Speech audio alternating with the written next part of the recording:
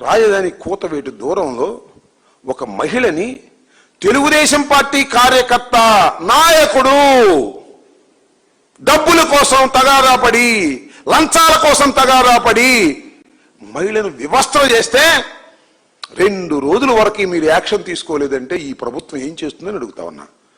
అప్పుడప్పుడు ఇక బయలుదేరి టకటకటక ఎక్కడో ప్రమాదం వచ్చేసి చంద్రబాబు నాయుడు గారు అందరికి చెబుతున్నా అంట. ఆయన నోటప్పుడు ఎందుకు వచ్చిందంటే ఇది కొంప మునిగిపోతుంది, పొద్దున్నే మేమన్నా వెళ్తాం అనుకున్నాం.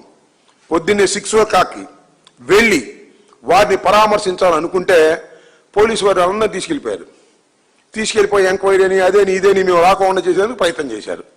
ప్రయత్నం చేసినా కూడా వాళ్ళు సాయంత్రానికి వచ్చారు. ఇందాక 2 గంటలకు మేము వెళ్ళాము, వారిని పరామర్శించాము, మొత్తం విషయాలు తెలుసుకున్నాము. అతి దారుణమైనటువంటి సంఘటన. ప్రభుత్వం సరిగా యాక్ట్ చేయలేదు. ఎమ్మెల్యే రాజీ చేయడానికి ప్రయత్నం చేసింది.